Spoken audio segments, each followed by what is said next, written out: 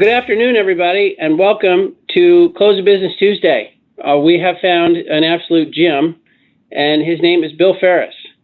Bill is with the National Renewable Energy Lab, and so Bill, God bless you. We're so glad to have you. Welcome. Glad to be here. But I'm going to give a real whopper of an intro of Bill here in a minute, but I wanted to tease you all with that. It's going to be a lot of fun, and in particular, we're going to be talking a lot about private-public partnerships around innovation, which is certainly on everyone's mind these days. Let's kick her off. Mike Bradley, what'd you do to OPEC? They decided not to have the meeting? Yeah, they decided to pull a little bit of a surprise again. Yeah, I mean, I think there was rumors out that they weren't going to meet on Wednesday, tomorrow. They didn't meet. They instead decided to roll over. They decided to go through with the production increases that they announced at the beginning of April. And just to kind of, go back and tell you what those were. For OPEC, they're looking at 350,000 barrel increase for May, June. And in July, they're looking for 440,000 barrels. And on top of that, Saudi is going to be in May, putting another 250 in the market. 350 in June and 400 in July. So in total, you're looking over the next 3 months, a little over 2.1 million barrels. And so the market reaction today was sort of ho-hum, because I think most people expect that they weren't going to do anything at this deal. And so that's good news, and that shows OPEC their confidence in the market draining right now.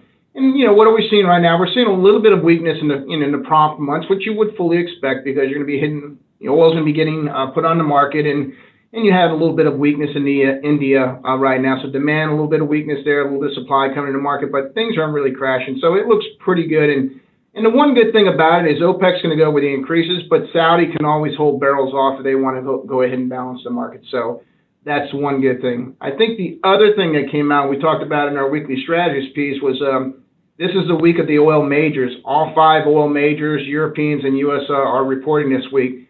BP reported today. They had a pretty decent earnings, and the real standout in their earnings was a gigantic trading gain. And the trading gain came predominantly from natural gas trading in Texas, stuff that came off the storm. To put it into context, they made $2.3 billion in Q1 in trading.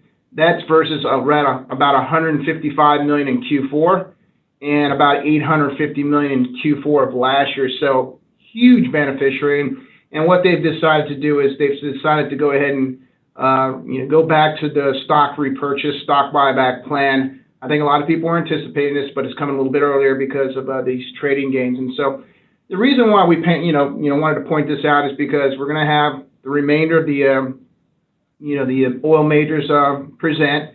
And I think it's going to be really interesting to see what they talk about. I mean, they're going to be making a lot of free cash flow in Q1 and a lot of free cash flow in 2021, and they've got to be spot on with what they're going to do with that free cash flow.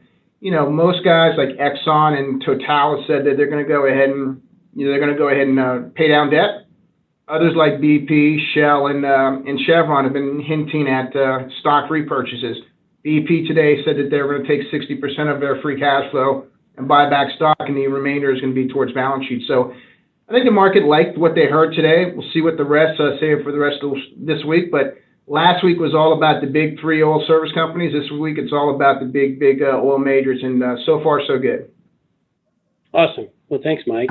Matt, what's on your mind this week? I know you're looking ahead to some of next week's earnings, and there's been some other companies reporting. What's going on with you?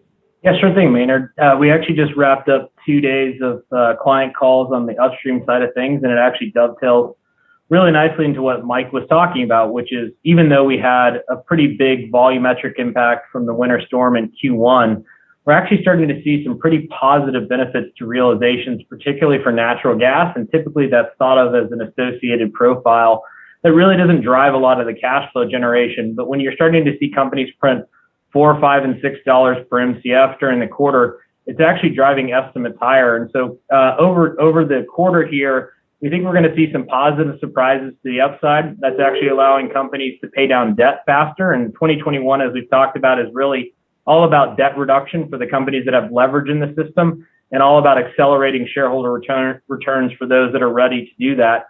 And so clients are really focusing in on what the messaging is going to be on that front. We think there's the potential over the next 2 quarters to see more companies into the market with variable dividends, more companies into the market with buybacks, and more debt come out of the system that ultimately helps create a healthier environment for the upstream sector as a whole. So it should actually be a pretty good quarter for the upstream space. Boring is actually kind of a good thing. A lot of companies have actually pre-released production.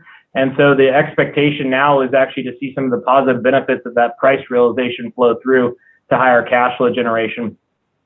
And then just on a second topic, a couple weeks ago, we talked about getting much more constructive on the gas curve. We're starting to see it move up here a little bit. There is a little bit of concern in the market right now that the privates in the gas market may ultimately spoil the party. You're seeing a pretty healthy uptick in the rig count in the Haynesville. It's setting at about 50 rigs or so today. We've done a lot of channel checks with the privates, and I think one of the things you're seeing that's differentiated in the gas market versus the oil market, in the oil market, the privates are going to start to add quite a bit of supply. In 2021, we estimate privates potentially adding about 70,000 barrels a day of production, which doesn't sound all that meaningful, but they're adding those rigs throughout the year. In 2022, we're estimating that if the rig count continues to trend higher, especially as the E&Ps get back to work, the privates alone may add 250,000 barrels a day of supply to the market on the oil front. So that is something that needs to be watched on the macro front. The difference in the gas side of the market is even though the rig count has elevated in the Haynesville, the Northeast producers are very wary of adding incremental supply given some of the takeaway constraints, and the Northeast is a much bigger market. Additionally, we've checked in with some of the privates that operate in the non-Northeast, non-Haynesville basins, and they're generally allowing production to decline or hold flat. And so the takeaway for us is the gas curve in general is not healthy enough to see the same changes in activity levels on the oil side that we're seeing in the gas market. And ultimately, we think that supply is going to remain relatively constrained. And when you marry that with a very constructive view on the macro backdrop for LNG shipments, for continued strength to exports to Mexico, we are still very convicted that even though we've seen a nice move up here over the last few weeks in natural gas, we still have another 25 to 50 cents to run by the time we get to Q4 and are still expecting the commodity to hit something close to 350 by the end of the year. So just so we all got that right, because I was talking to a good friend earlier today and I messed up this number. The private guys you think are going to add to U.S. production this year 70,000 barrels a day by the end of the year? Is that what you said? About 70,000 barrels a day of oil out of our forecast at about 100,000 barrels a day of total exit-to-exit oil growth. So the privates are actually growing faster than the publics this year. And then in 2022, because of the acceleration of the rig count and the timing of when those private rigs are being added, which are kind of coming into the system now, we see potentially upwards of 250,000 barrels a day of oil production coming from the privates. That compares to the broader publics, including the integrateds, at about 450,000 barrels a day. So U.S. production may actually surprise to the upside in 2022, given the acceleration of the private rig count. Right now, we're starting to think more around 700,000 barrels a day of supply growth next year. Versus previous thoughts were closer to kind of 600,000, but we'll just have to wait and see how the private universe ultimately does respond in the back half of this year. Okay, and thanks for clarifying that. We've also got a young star from TPH with us today, Colton Bean. He's a director in our midstream and renewables area. Colton, want to welcome you and see what, if anything, you'd add about earnings season or also some of your recent report initiations. Yeah, thanks, Maynard. So actually last week we did initiate on Clearway Energy. It's a renewable power developer and operator. And I think there's probably two interesting takeaways from that. So one, we are starting to see incremental market interest in how the grid balances as we move towards mid-decade. I'd say specifically that's focused on California, where we've seen a huge wave of grid scale battery deployment announced. But at the same time, we have a lot of coastal gas plants and California's nuclear facility, Diablo Canyon, still slated to all retire here in the next 3 to 4 years. So starting to see a little bit of market concern as to how that all balances between batteries and natural gas and legacy fossil fuels there. And then two, I'd say there's been a big uptick in interest around policy support. So the two things to watch there would be one, the infrastructure bill, where you've got a proposed 10-year extension of the production tax credit for wind, and then the investment tax credit for solar. So that would be a huge boon for renewable developers. It kind of takes away this year-to-year decision-making process that we've been in, where the tax credits get extended on kind of a rolling basis, and that would give real certainty over the next decade. And then I'd say the second one would be institution of a federal clean energy standard. So we've got a lot of clean energy or renewable portfolio mandates at the state level. We don't have one at the federal level. So that's kind of being discussed. There's a couple of different competing bills out there, but if some version of that gets passed, again, I think that would add a little bit of a tailwind to incremental renewable development. So I'd say those are probably two big ones that clients are focused on right now. All right, that's awesome. Thanks a lot, Colton. Dr. Fenton, what's on your mind this week, sir? Well, Maynard, as you know, last week we hosted our friend Scott Tinker for our Earth Day episode. And of course, Scott is a big advocate of the radical middle, which is defined not as surrendering your opinions on the left or the right, but a mode of thinking that emphasizes courtesy, civility, and mutual respect. And since we recorded that, there have been 4 events in broader society that really are echoing that point of view. So we thought we would share them. And the first comes from the New York Times, which announced on April 26th that it is retiring the term op-ed. You may not have known that the Times invented the term op-ed around the year 1970. And they quoted one of their predecessors by saying, "Diversity of opinion is the lifeblood of democracy. The minute we begin to insist that everyone think the same way we think, our democratic way of life is in danger." That's from the New York Times. At the Oscars, you may have seen that Tyler Perry gave a speech that has been very well received and much remarked upon. We would quote him thusly, "And I want to take this Jean Hersholt Humanitarian Award and dedicate it to anyone who wants to stand in the middle. No matter what's around the walls, stand in the middle, because that's where healing happens. That's where conversation happens. That's where change happens. It happens in the middle. So anyone who wants to meet me in the middle, to refuse hate, to refuse blanket judgment, and to help lift someone's feet off the ground, this one is for you too." And again, he's not talking about conservatives and liberals. He's talking about respect for other.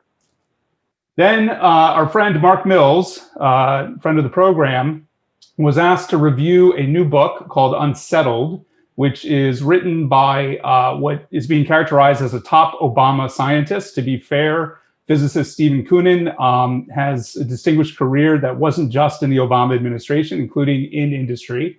And Mr. Mills says in the first paragraph, "Physicist Stephen Koonin kicks the hornet's nest right out of the gate in Unsettled.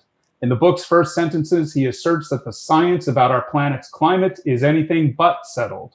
Mr. Koonin knows well that it is nonetheless a settled subject in the minds of most pundits and politicians and most of the population." And really, again, here the point isn't, to pick a side. It's to emphasize nuance, complexity, what we know, what we don't know, things that might change, and to really not think of the world in blanket terms, to use Tyler Perry's phrase. And then finally, John Kerry was one of the hosts of President Biden's Virtual Leaders Summit on Climate. And on the 22nd, he said, "Clearly, innovation is going to be a critical component of what we have to achieve. As I mentioned earlier, even if we get to net zero by 2050, even if we get there, we still have to suck carbon dioxide out of the atmosphere. A lot of people don't focus on that. And that means we need the innovative technologies to do that, or to be able to know that we can store it and or turn it into something. We haven't discovered that yet." And of course, that's reminiscent of our conversation also last week with the Salk Institute and with Bobby Tudor giving us information about Exxon's commitment to put carbon sequestration technology into the ship channel. And I thought it was interesting because, here was a summit where you had very high level verbiage, lots of kind of the same talk we see at these diplomatic events. And here's John Kerry, who, is most certainly not in the middle often, but really giving us a much more nuanced view of what net zero means, how we're going to still have to use hydrocarbons, how we do have to pay attention to carbon sequestration and use. And it reminded us a little bit of these numbers that we were given last week by the Salk Institute, that natural emissions are far larger than human emissions, 727 gigatons per year, according to the Salk numbers. Emissions from human activity are 37, according to the way that they do the balancing. I think everybody would agree those are energy-related emissions. Total human-related emissions are closer to 50. Natural GHG sinks at 746, gives us an excess, to use the Salk term, at 18, and the US has just pledged to take out 4 by the year 2030. So clearly there will still be an excess even under this math, but moving in a direction that looks more like the middle than the edges.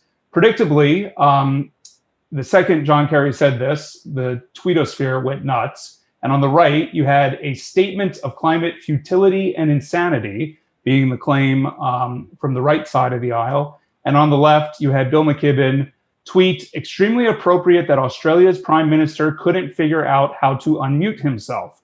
I think he's using a coal-fired computer.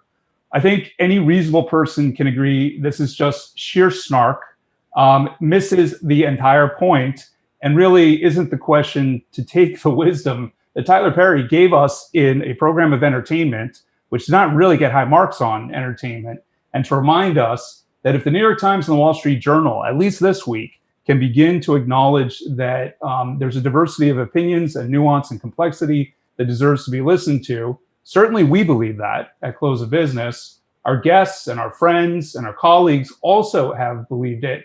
And so we're really pleased to see that here in the week since we hosted Salk and we hosted Dr. Tinker, that we're beginning to see at least some of these encouraging signs. And of course, today with our guests, innovation is everything. And to see this kind of partnership between industry and government is really the order of the day. Well, Colin, I mean, we got to do a separate show with Bill, because I'm just like, I'm on my feet applauding and like, I want to hug somebody. That was fantastic. That was really fun. And those were really interesting moments. And for those of you who didn't see it, Colin's references to the Salk discussion last week, it was really a blockbuster. We're still talking about it, not just the plant technology, but also some of the slides they had that really framed up the issue really well. So thanks, everybody. Now we've got Bill Farris. Bill, we're so excited to have you, and I want to do a more complete introduction, because you and everybody at the National Renewable Energy Lab, you've got a lot of really neat things going on. Bill's the Associate Laboratory Director for Innovation, Partnering, and Outreach. So he is constantly on the look for new partners, talking to partners, making partners, doing all kinds of things. The National Renewable Energy Lab has inked high-impact partnership agreements with more than 900 partners over the years, including companies like Shell and Exxon and Eaton and Wells Fargo. Bill oversees all the licensing and the sponsored research agreements, the enterprise development and innovation management at NREL. He led the development of a privately funded technology transfer program and a really revolutionary private contracting framework that is the model for the DOE system. So this is all about entrepreneurship, startups, new technologies. The companies that NREL has worked with, they've gone on to raise more than $7 billion in private sector funding. So it's really exciting stuff, and it's just right in the sweet spot of everything we're talking about. So Bill, let me just do a heartfelt welcome and a thank you for joining us. We're really excited about it. Thank you for inviting me. It's great to be with the TPH team. If you don't mind, I'd love to give you a little background on the laboratory, kind of why we exist, what we do, and kind of how we interface with the private sector. So I'm going to share my screen. I'll walk you through a couple slides if that works for you. Fantastic. So this photo is a beautiful picture of our campus. The National Renewable Energy Laboratory is a little over 40 years old now. We were created in the mid-1970s, and if you can remember back to that point in history, we were concerned about our dependence on foreign oil, and the idea was we needed to develop domestic sources of energy. A kind of alternative energy was kind of the term at the time. Clean tech really hadn't been invented at that time. And so originally we were an energy diversification play for the federal government. We're one of now 17 national laboratories that are part of the Department of Energy constellation of laboratories. We're the only one that's focused on renewable energy efficiency, mobility, and grid-related technologies. That's really is our sweet spot. So we're located on the west side of Denver, probably 15 miles away from Colton right now. And it's a beautiful campus. If you go right over the hilltop here, you'll see the Coors Brewery. And so there's a lot of history, great history in Golden, Colorado. So here's a little bit about who we are and we're about as a laboratory. Colton, you mentioned the partnerships, but let me go kind of back to the beginning. We start early with our intellectual capital. We have about 3,000 staff now focused on renewable energy research. Our goal is not to set policy. Our goal is to work on the frontiers of science to create new innovations in the energy space, and those innovations give us options as a country and give businesses options in the future. So we really see our role as developing new energy technologies, kind of wringing the technological risk out of those technologies. And I'll show you a little bit how we see that technologies moving to market. We really are world-class in what we do. We're the world's experts in the areas we choose to be an expert in. We're not experts in everything. For example, photovoltaic research, that was one of the original missions of the laboratory. We arguably have the best scientific and engineering talent to work on new photovoltaic materials. And we're working on new materials today that are highly efficient and can be manufactured at very, very low cost, printed like newsprint, that will continue to lower the cost of photovoltaic energy. We do realize that we're great at research, or at least we try to be great at research. But if something's going to happen in the real world, it's going to happen because a partner does something. Someone takes a technology from the laboratory and invests capital, puts a management team around the business, and really does the hard work of commercializing a technology. And so we do have a lot of active partnerships, and it's part of the lifeblood, and it really guides what research we do. It keeps us connected to the commercial world. And then finally, we kind of try to eat our own dog food, if you will. The campus really is a living laboratory. In this picture, right above the bubble that has the staff count, is, at the time it was built, it was the world's largest net zero office building. We have over 900 staff in that building, and on an annual basis, it is net zero. It uses some 2,000-year-old technologies. It uses some 10-year-old technologies, but we weave them together and built a building just to demonstrate that it was possible. And then we've had thousands of engineers and architects come and kind of kick the tires, see what we did, and learn from it, because they'll go off and build new buildings and do other things in the future. But it was great to do a first of a kind of concept. A little bit more on the partnerships. We're, as a business enterprise, we do this year probably about $600 million worth of research activity. That's if you counted up the cost of that research on an annual basis. It's about the size of that. And about 15% of it is funded by our external partners. What's interesting about our laboratory is that it is owned by the American taxpayers. In fact, the facility, the land we sit on, is owned by the U.S. Department of Energy. But all the employees of the laboratory work for a nonprofit that operates the laboratory for the government. So we're not government employees, but we kind of work in this government environment. But when we work with external partners, it is really that connection that I talked about that's really valuable to us. And so we kind of measure our success. Are people talking to us? Are we engaging with partners? If they're not, that's a bad thing. The good news is they are engaged with us. So here's how we view the world from a technology development perspective. You can think of this kind of blue and green, starting with the green and moving towards the blue. That's kind of the research and innovation cycle, starting with basic discovery, very early scientific learnings in new technologies at a very fundamental level. We publish papers, we'll do all kinds of interesting research things. And at the far right end is commercial use of that technology.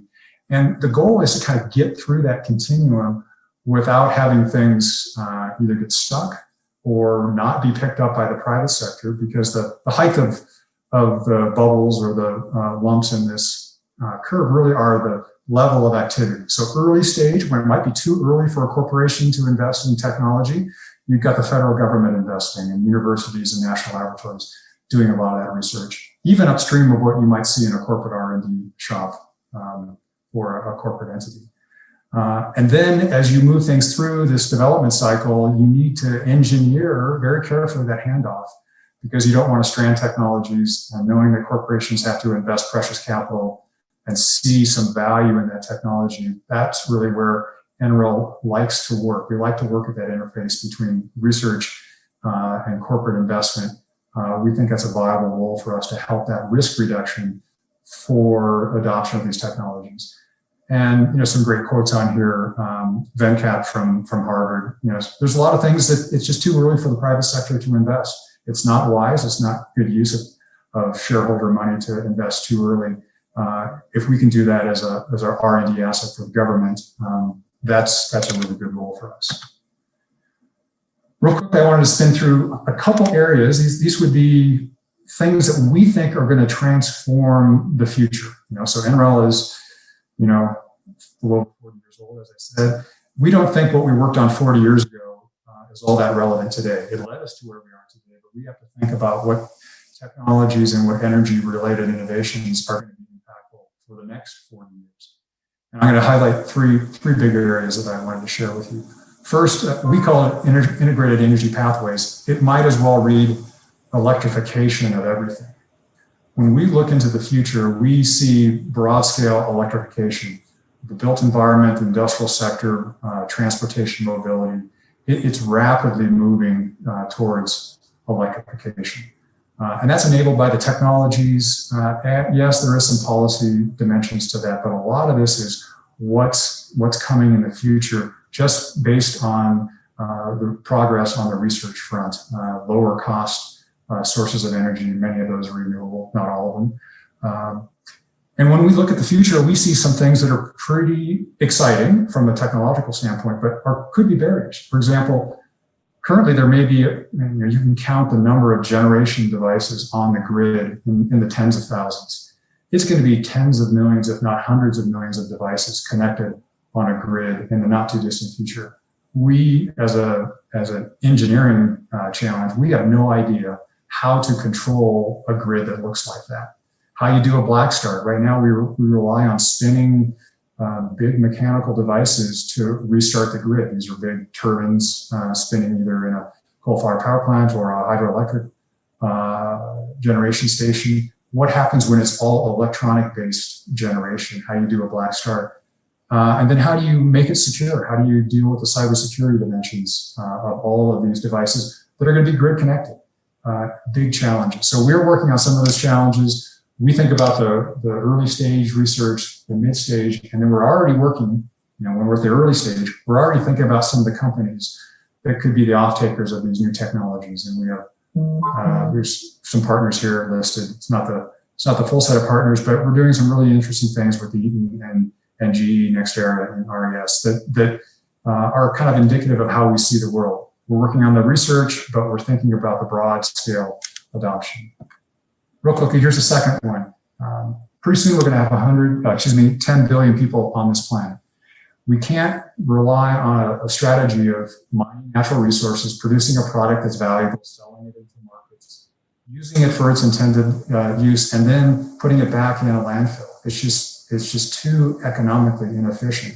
Plus, so many raw materials are becoming scarce and are valuable, and the recovery of those materials is going to be important. This is much more than recycling. What this is really about is designing a material or a system from the beginning to know at its end of its first useful life, you can extract the materials in a thoughtful way and reuse them over and over again. Right now, recycling generally produces lower valuable secondary products. We've got a way right now to take PET plastic, some of our experience that we learned in breaking down biomass. We can break down plastic bottles to the monomers and then build them back up into polymers. This could be phenomenal in reducing the amount of plastics in the environment and creating this virtuous cycle, a circular materials cycle that we can't do today. And again, working early stage research, University of Portsmouth in the UK, all the way out to ExxonMobil and Apple and Shell, thinking about how to commercialize these technologies at scale. And finally, the one I think I'm most excited about, and the one that could transform the world in a remarkable way, is the realization that we have some coming in the future, some very low-cost sources of electricity. What are you going to do with that very low cost, if not negative cost, right? There are times when generators have an excess, wind turbines are spinning, and the market's not there to take it. What do you do? If we can run industrial processes, produce, this is I think what we were talking about just a minute ago, Colin was mentioning, using CO2, pulling it out of the air. This is the idea of taking small molecules and energy, right? So CO2, oxygen, hydrogen, and actually purpose building materials from the ground up, using those small molecules and low cost electricity. This is going to open up an entirely new industrial sector. And it could be very transformational in terms of what you can produce and how you produce it. Lots of money could be made and lost as we go through this transition. It's pretty exciting. And so we're working, again, early stage research. We have some late stage partners already. SoCalGas and Electricia are two partners. We're making today, taking renewable energy, producing hydrogen by splitting of water. We have a bug that can eat certain organism, that can combine that CO2 and the hydrogen that we produce and produce green methane. And it's pretty attractive, and the economics are looking quite promising. So that's a really simple early example of how you can use electricity and small molecules to make new products in the future.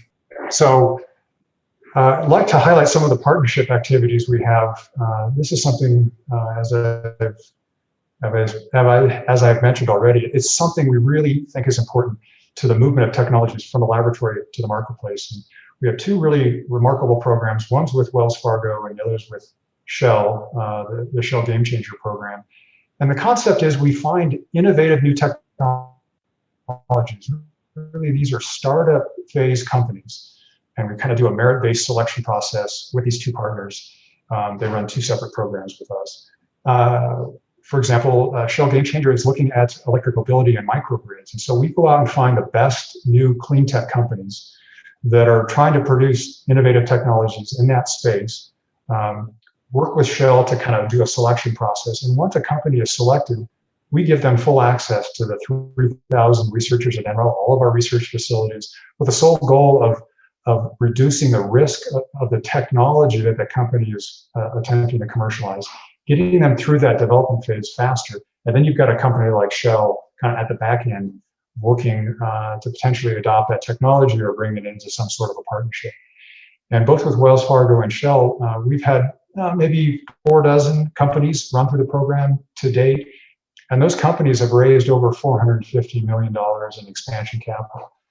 So they're in the market. These are small companies. They're in the market looking for expansion capital. And when investors see that they've got a viable technology as signaled by Wells Fargo, Shell, and with NREL providing the technology support, it really makes those companies quite attractive and separates them from everyone else that's out there. It's turned into a really remarkable program. It's the best of what we can do, right, as a research laboratory. It takes the best entrepreneurial talent that might exist out there, and having a corporate in the mix to pull things through is kind of the secret recipe here. Another item, and this is something we've done for almost 26 years now. I think we had our 26th Industry Growth Forum. It's not so new these days, but we're seen as the convener where investors who are wanting to invest in the energy space and startups both kind of look to us at the same time. And we've come to run a program where we can put those two groups together, small companies and investors. We just had last week our 2021 Industry Growth Forum, about 500 attendees. A lot of those were investors. We find the 40 best clean tech companies each year and push them up on stage in front of these investors, and with really remarkable success.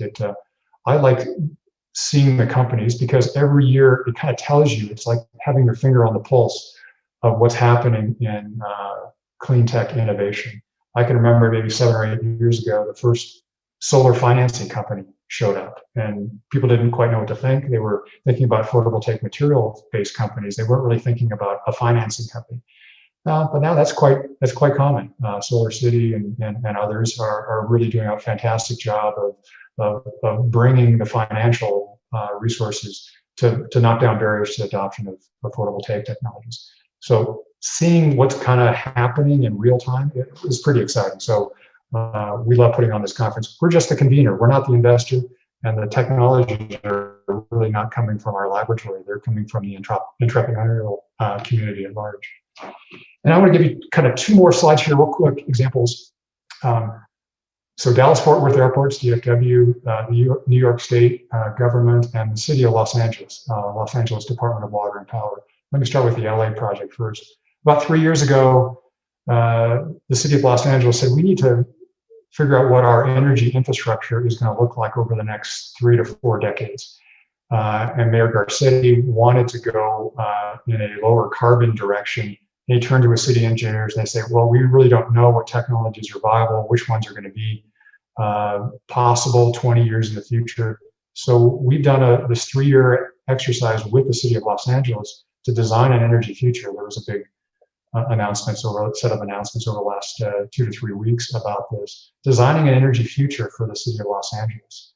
And with stakeholder input, with ratepayer input, with the city's input, and the kind of the technological understanding that NREL can bring to the table. And it's entirely viable for the city of Los Angeles to go to a 100% renewable generation and use scenario for that city. That's not to say every city is going to do the same thing.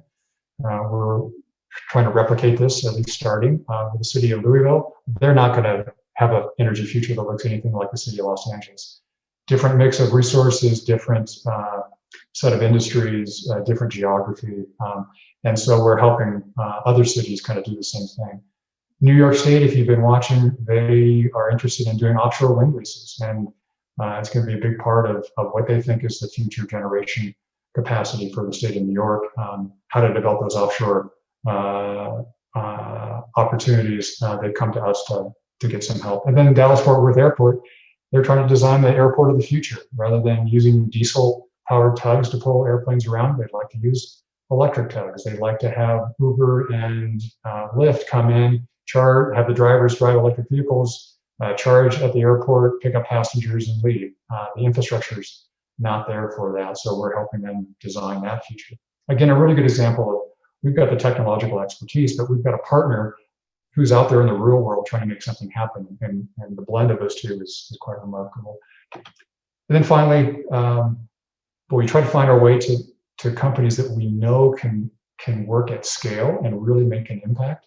So look at these 3 companies, Eaton, ExxonMobil, and General Motors. Talk about scale. You know, if energy technologies are going to be viable, new energy technologies are going to be viable, these are the kinds of companies that are going to figure out how to do that at a massive scale. You know, we're working with ExxonMobil right now. They're interested in a lower carbon set of technologies in the future. And so where do they go? They come to NREL for that expertise. We work very closely with Vijay Swarup and the ExxonMobil research and engineering team to kind of give them some new insights. It's a robust program, and we're trying to give them access to all of our capabilities, not only at NREL, but the other Department of Energy laboratories. Eaton is an example of a project they're working on. They're envisioning school systems with electric vehicle fleets, buses that are electrified. But those buses don't drive all day long. They sit idle most of the time. That's a massive battery bank sitting there waiting to be utilized. So Eaton's trying to figure out how you can put together a set of products that allow for bidirectional charging and grid firming that you could have with a large bank of batteries that just happen to be on wheels as school buses. And then GM, you've probably seen the announcement. They've announced the sunsetting of internal combustion engines for their product line and moving to electric vehicles. They come to our laboratory to help kind of design the future. So that's a quick overview, Maynard, of kind of how we exist as a laboratory, how we see our role in reducing risks and technologies and working with external partners, both small companies and large companies. So hope that was useful. Hope that gave you a little bit of background into what makes NREL tick. No, that was fantastic, Bill. Maybe we could just jump in and with our remaining time, ask you a few questions. I guess one of them is, like, wow, what an impressive group of people. If I saw it right, you had close to 3,000 people, and just the process of managing them, and who's working on what, and how do we come up with our ideas, and just that concentration of talent. Anything you would say about how the lab is organized and otherwise managed, so to speak?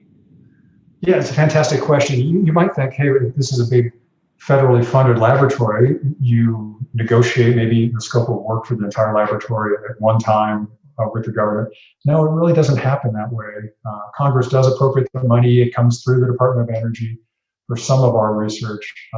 But we actually sell individual research projects kind of one at a time. There's not. And so it's kind of this collective set of research activities. Some have long, very long trajectories. I mentioned the photovoltaic research thrust, which was the original research thrust for the laboratory. And we probably do $50 million worth of research for the American taxpayer through the Department of Energy and congressional appropriations. But we're always looking at the new technologies that could help advance the state of the science. And so that portfolio, even though there may be a long-term photovoltaic research thrust, it's constantly turning over. We're always looking at the new technologies. And one of the nice things, I think it's a nice thing, it can be somewhat punishing, is that the government will say to us, okay, NRL, you're proposing to us for the next set of research activities in the photovoltaic research area. Prove to us before we invest in this new research project that you could produce a technology that would have an impact. And what they're really telling us there is it might be interesting to create a new photovoltaic material that has novel properties, but if you could never produce it at scale, or the cost to produce it would be so astronomically high that it would be not viable economically, they would say that's a bad investment. We would rather not put our research dollar there. So that means we kind of have to look into the future, understand the state of the technology, what it might take to commercialize the technologies. Again, that's why having that connection to industry is so important to us, because that can inform our decision-making back to the Department of Energy. A really good example is, say we were working on, and this is a true statement, right, multi-layer photovoltaic materials. So right now, silicon is the dominant technology in the marketplace. It's possible to layer some additional semiconductor layers on top of silicon that greatly increase the efficiency. Could be low-cost manufacturing, leverages a lot of historical research and manufacturing capacity. But that's the kind of example where we could propose, doing this multi-junction, this is the perovskite technology on silicon, that could help continue to bring the cost of photovoltaic energy down. So, and this is another nice message. You asked about how we manage the laboratory. I'll get back to that in a second. But if you just look at the cost curves for solid state lighting, or for battery technologies, or for photovoltaic technologies, those are all the kinds of things we work on at NREL. Those cost curves decrease over time, and there's really no sign of kind of the end to that innovation curve. We may jump for photovoltaics, for example. We may jump from silicon to now a thin film based material such as perovskites, or we may jump to something like quantum dots or a next technology. But those are always going to be increasing efficiency and lowering the manufacturing costs. So we're always trying to kind of dose our scientific ambitions with commercial reality. It has to be commercially viable at the end of the day. And then for our private work,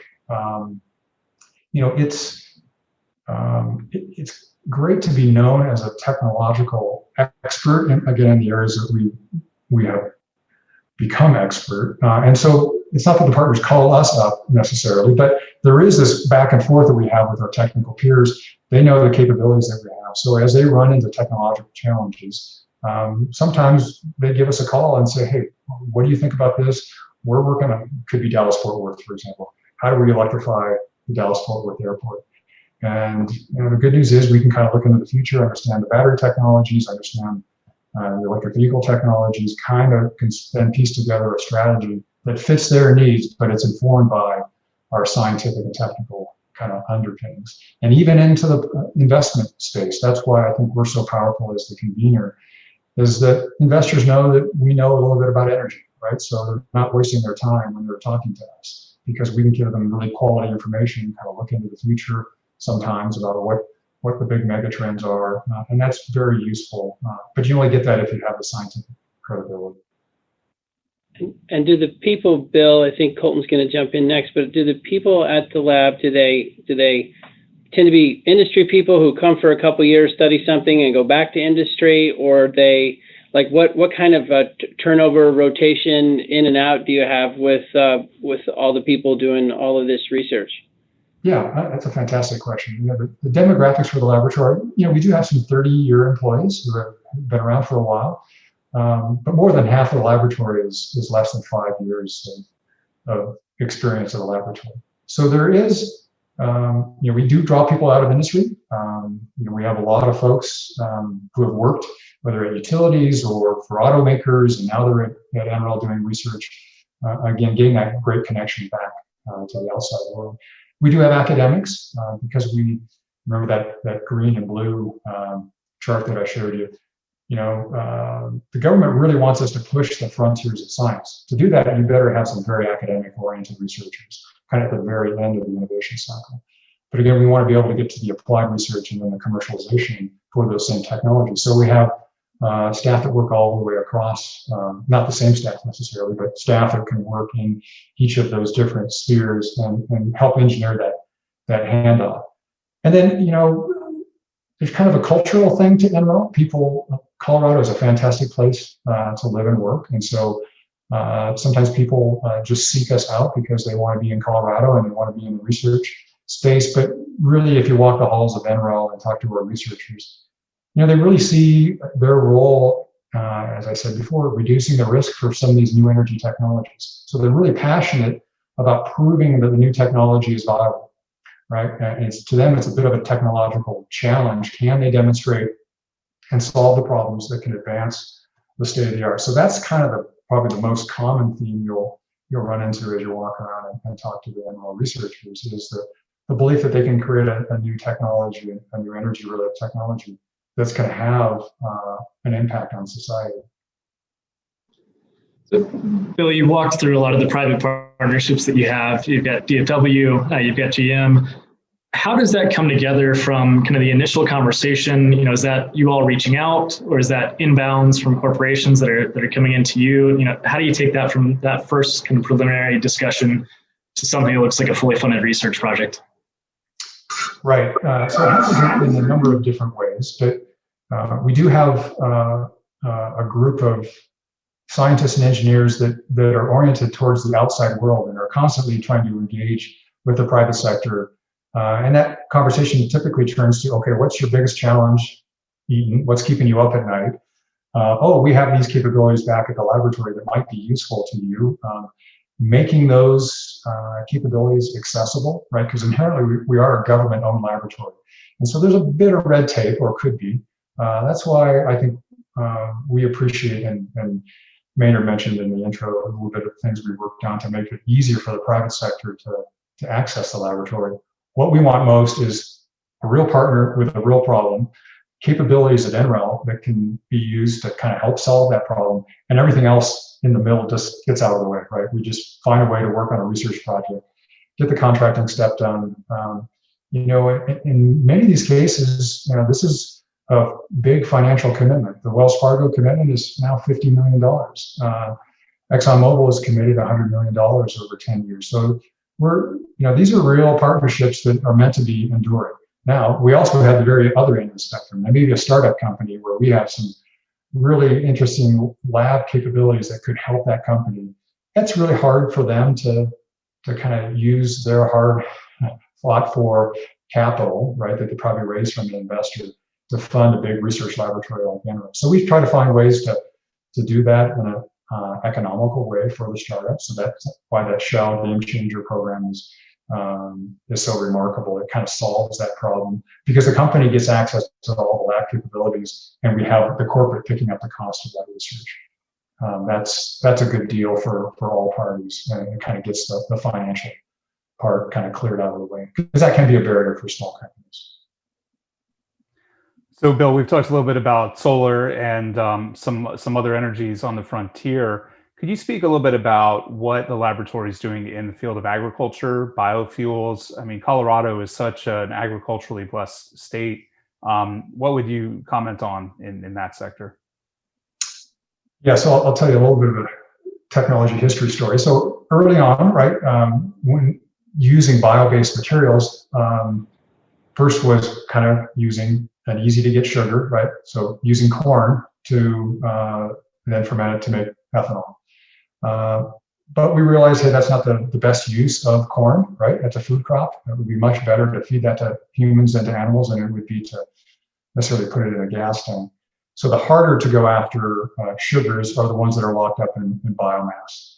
And so they're, nature did a wonderful job of designing, trees, right? They grow up very tall. They're pretty strong. That also makes them hard to kind of break down to get to the core sugars. And so we've spent a lot of years working on cellulosic ethanol production, right? So now you're using a non-food crop. And some of the dynamics of that, we proved that it was financially viable and economically attractive to go down a cellulosic pathway, but you need to have a market for ethanol at the end of the day. So that does create a bit of a challenge for that technology. And then also producing other bio-based products rather than liquid transportation fuels. There are other higher value chemicals that can be produced from a bio feedstock. Now, you kind of asked the regional thing and gave Colorado as an example. It turns out for those to be economically viable, you really can't take biomass, which is not very dense, and ship it long distances. So you really got, in order for this to work economically, you better have a regional manufacturing strategy. So biomass that might be produced on the western slope of Colorado, you probably don't even want to truck over to the Denver metro area to do processing. You probably want to leave it on the western slope. Think of Iowa, think of Kansas, think of Nebraska, same kind of deal. You want to have a local manufacturing facility because the transportation costs do make things less or impossible from an economic standpoint. So that kind of introduces some, a regional flavor, right? And so the biomass will vary a lot by region. So it might be trees in the southeast, right? Kudzu or it could be switchgrass in the mid country, and it varies. By the time you get to Alaska and up in the Arctic, now you're dealing with a different kind of set of conditions, lower temperature for processing and things like that. So there's a lot of regional variability. So that's a great question, and I think some of those research challenges have been solved. Others are, still yet to be solved. But probably the market for the bio-based liquid transportation fuels, that's probably the biggest challenge right now. Well, Bill, you've been really gracious with your time. I can tell we're all having fun, and I only have written 12 more questions. So we can't do that to you, but well, maybe just kind of, I got this from you, Matt. It's a two-part question, which is intellectual property and kind of how that works with these partnerships and things that get developed in the lab and who owns that stuff. And as part of that, how do you work with incubators? Like last week in Houston, we had Greentown Labs was grand opening, is really exciting. There's a number of initiatives that are similar. So IP and other incubators. Just give us a flavor for those two things.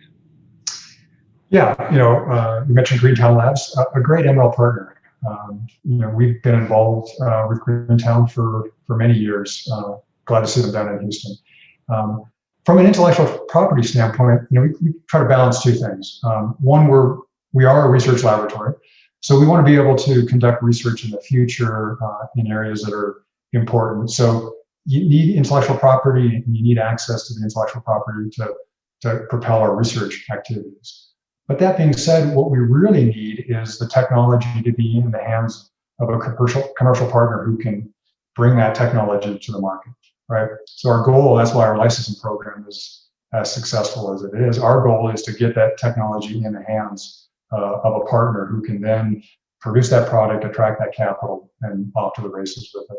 with a viable commercial entity. So holding all the IP back at a research laboratory, it doesn't do any good sitting on the shelf. It's got to be out in use. Now, incubators are interesting because they're kind of the transition phase for some of these technologies. No surprise to all of you, many technologies look promising, but they're not yet viable. And so how does usually a startup in this case, can be a large corporate, they don't need an incubator, it's the startups that need the incubation. How do you keep them alive so they can efficiently use the capital that they've raised, reduce the risk, and get to market? And the incubators can provide a lot of value there for these startup companies. And that's why Greentown Labs and probably another 36 incubators like Greentown Labs around the country are kind of all part of an incubation network that we utilize, some for the referrals into the Wells Fargo and the Shell program, right? Because we call up those incubators and say, okay, what's your best looking company this year in this mobility space? Because we've got Shell interested. And so having referrals is a really great way to kind of get you out of that early screening that can burn a lot of time and be a needle in the haystack kind of exercise, using trusted incubators and their knowledge and skill to kind of be, the referral engine for our programs. It works really, really well. It's a nice role for the incubators, but you're right that they're indispensable and we couldn't live without them. They're vital in the clean tech ecosystem.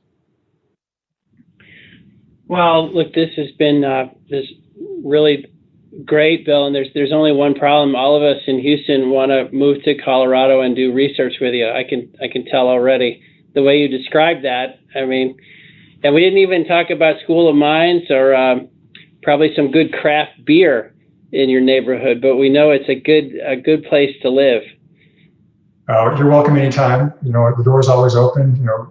COVID's kind of thrown a little bit of a monkey wrench into this, but that's one of the things that we're very proud to do is invite visitors to the laboratory, both kind of technology-based companies, but the financial community. We realized a long time ago that the kind of the gateway to commercialization of the technologies really happens through the financial community. So making sure you all are informed and have the best quality information is really important to moving these technologies into the marketplace. If there's a knowledge gap, that doesn't do anyone any good. So love to have you up at any time. Well, now we're getting excited. We're going to close up by saying if you saw this today and you're excited, reach out to us. We're going to organize a field trip. We're all going to see Bill in Golden, Colorado, and the whole team. So Bill, tell everybody in the lab we really appreciate them letting us borrow you, and we appreciate all their hard work. And it was just really great getting to know you, and we look forward to more in the future. Wow, my absolute pleasure. You all take care today. Thanks, everybody.